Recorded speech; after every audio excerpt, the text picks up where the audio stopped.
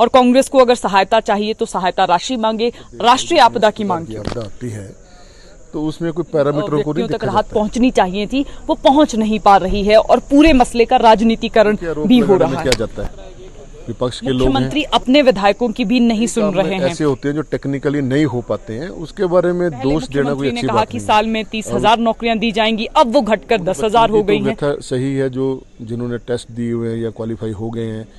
लगातार विधायक अपने अपने विधानसभा क्षेत्र से जुड़े मसलों को विधानसभा में उठा भी रहे हैं।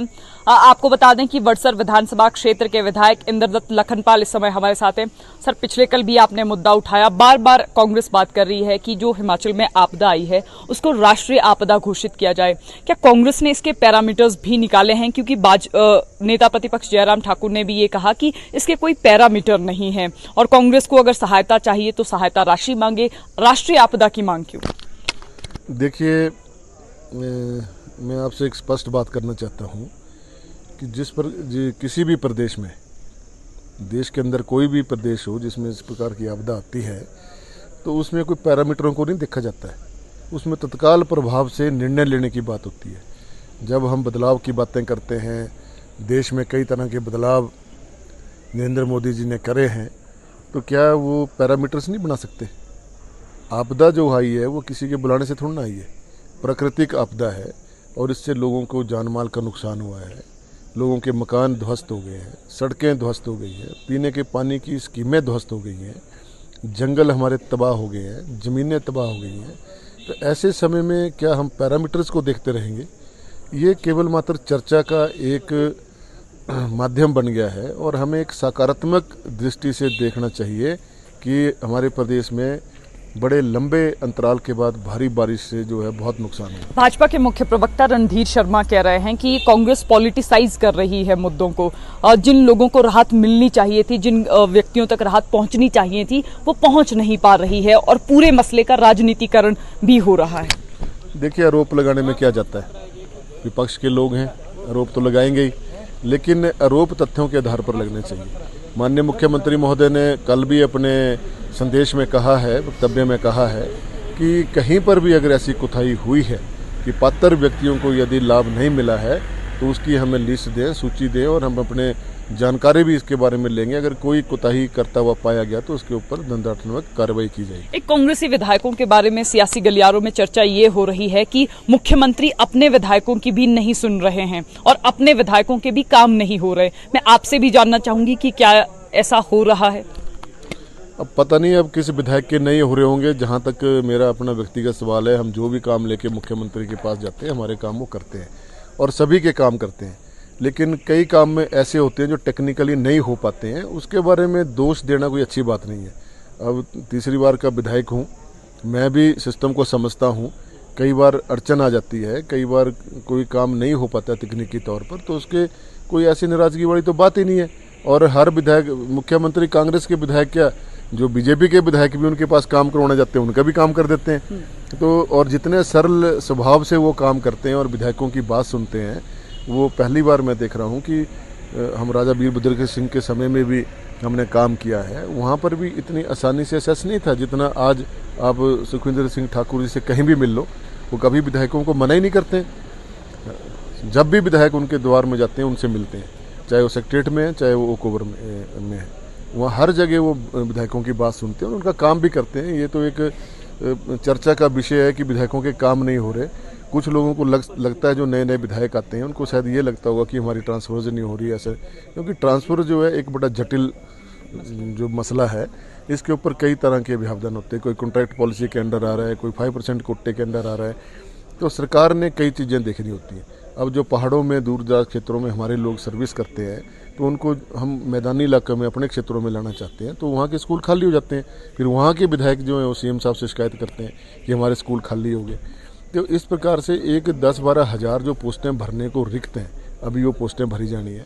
कुछ अपग्रेड होने हैं स्कूल, उनके अंदर पोस्टें आनी है, उसके बाद सबकी आने वाले समय में सबकी पोस्टिंग हो जाएगी। एक समन्वय को लेकर भी सवाल उठ रहे हैं कि सरकार और संगठन में आपस में तालमेल बहुत कम है, जिसकी बात प्रतिभा सिंह ने भी की, कौल सिंह ठाकुर ने भी की और लगातार कुलदीप राठौर भी ये बात कर रहे हैं। अब मैं इंद्रदत्त लखनपाल से भी जानना चाहूंगी कि आपको क्या लगता है, तीसरी बार के आप विधायक हैं, इतना तो आपने भी ऑब्जर्व किया होगा कि कुछ ना कुछ तो घटित हो रहा है।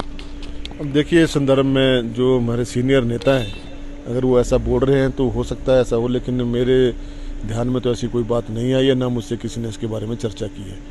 यदि ऐसा लगता है तो सबको, सरकार को और संगठन को मिलकर काम करना चाहिए, बजाय समाचार पत्रों के माध्यम से इस तरह की बातें करने से। मिल बैठकर सारे मसले हल हो जाते हैं। हम सकारात्मक राजनीति में विश्वास रखते हैं।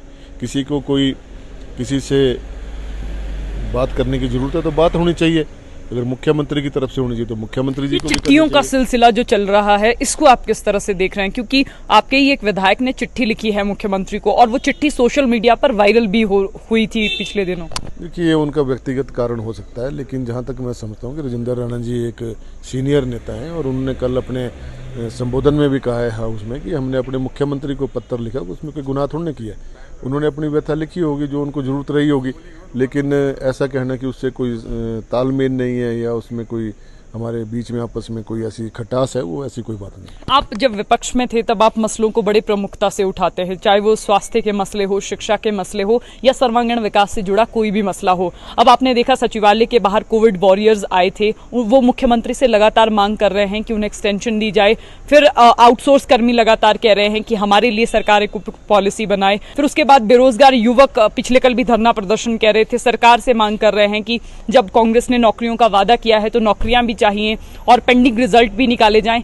अब इन मसलों का हल कब निकलेगा? क्योंकि पहले मुख्यमंत्री ने कहा कि साल में 30,000 नौकरियां दी जाएंगी, अब वो घटकर 10,000 हो गई हैं। ये क्या है? देखिए, अभी जो वातावरण खड़ा हुआ है हमारे प्रदेश के सामने, जो सबसे बड़ा आपदा का कारण जो है, उसमें आपको सबको मालूम है कि एक जो हमारी आर्थिक दृष्टि से 10-12 हज़ार करोड़ का नुकसान हो गया और पूर्व सरकार के समय में जो 75,000 करोड़ का कर्जा है और 10,000 करोड़ की देनदारियां हैं, उन सारी बातों को मद्देनज़र रखते हुए इस समय हमारा प्रदेश आर्थिक संकट से जूझ रहा है। और अगर ये आपदा ना आती तो शायद नौकरियां जल्दी भर दी जाती। और आपको पता है कि चयन आयोग बोर्ड को जब भंग किया गया, उसमें कितनी अनियमितताएँ हुई और वहाँ पर आज भी लगातार निरंतर जो लोग पकड़े जा रहे हैं।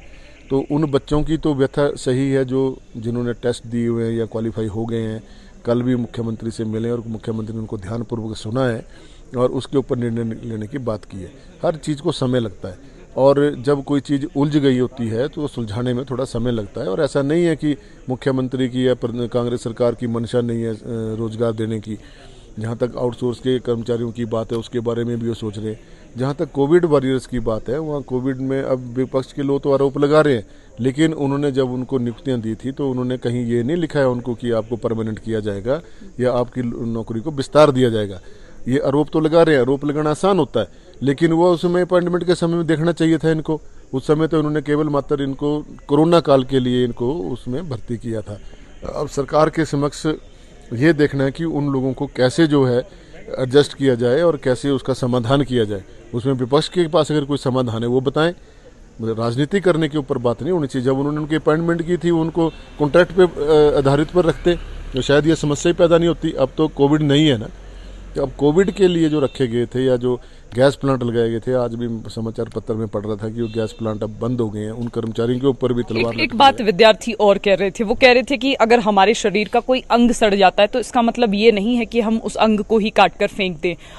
उदाहरण आप समझ ही गए होंगे, हमीरपुर कर्मचारी चयन आयोग के विषय में विद्यार्थी इस तरह की बातें कर रहे हैं। अब आपको क्या लगता है, क्या उसको परमानेंट भंग करना जरूरी था या फिर उसके आधार पर आप कोई नियुक्ति दे देते वो ज्यादा बेटर था? देखिए, वो अगर उस समय कड़ा निर्णय न लिया होता तो इस प्रकार का पर्दाफाश सामने न आता। और विद्यार्थियों की व्यथा भी सही है, हम उनको के खिलाफ थोड़े हैं, वो अपने हिसाब से ठीक बोल रहे हैं क्योंकि रोजगार की बहुत ज़रूरत है। और जहाँ तक मुद्दों की बात है, रोजगार के मुद्दे के साथ आज भी हम खड़े हैं और प्रदेश सरकार रोजगार मुहैया कराने के लिए हर यथासंभव प्रयत्न कर रही है। और आने वाले समय में 2-3 महीने में आप देखना किस प्रकार से रोजगार खुलेंगे नए, और नए राज्य चयन आयोग बोर्ड का भी अब काम शुरू हो जाएगा। आपसे एक अंतिम सवाल, आपके विधानसभा क्षेत्र में कितना नुकसान हुआ है? देखिए, मेरे विधानसभा क्षेत्र में भी बहुत नुकसान हुआ है जहां कुल्लू, मंडी, चंबा, भरमौर, शिमला, सोलन और सिरमौर में जो बड़े नुकसान हुए हैं, उसके चलते जो है हमारे नुकसान लोगों को दिखाई नहीं दे रहे हैं। लेकिन मैं हर गांव में गया हूं, घर घर तक जाके आया हूं, हमारे प्रशासनिक अधिकारी भी साथ में गए हैं और उन्होंने देखा है कि बहुत नुकसान हुआ है।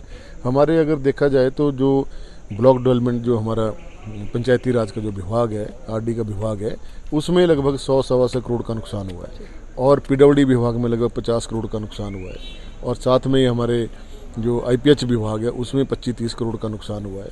फिर जंगलात विभाग को 10-15 करोड़ का नुकसान हुआ है, बिजली विभाग को 15 से 20 करोड़ का नुकसान हुआ है। तो नट शेल में अगर देखा जाए 250 करोड़ के आसपास मेरे विधानसभा क्षेत्र में भी नुकसान हुआ है। अभी उन सड़कों को और उन रास्तों को रिस्टोर करने के लिए भारी भरकम पैसे की जरूरत है। लोगों के मकान जर्जर हो गए हैं, कई ध्वस्त हो गए हैं, अब उनको बनाने के लिए भी समय लगेगा। अभी मैं समाचार पत्र पढ़ रहा था और कल भी चर्चा कर रहे थे कि 6000 मकान जो हैं वो मोदी सरकार ने दे दिए। अरे वो मकान तो मोदी जी ने कहा था कि 2022 तक मैं कोई भी कच्चा मकान नहीं रहने दूंगा देश के अंदर। जियो टैगिंग के तहत वो मकान पेंडिंग पड़े हुए थे, उनको उन्होंने जारी किया। और आप देखिए 6000 मकानों का 68 विधानसभा क्षेत्र में बांट दीजिए। एक विधानसभा क्षेत्र में 50 से 55 पंचायतें हैं, तो 50 से 55 पंचायत को कितने मकान आएंगे? एक पंचायत में 2 मकान टूटे, जो वहाँ सैकड़ों, वहाँ 2 मकानों से क्या मरहम लगाएंगे आप कोई स्पष्ट आकलन करके कोई ऐसा काम करें, ऐसा पैकेज दें जिससे लोगों को राहत मिले।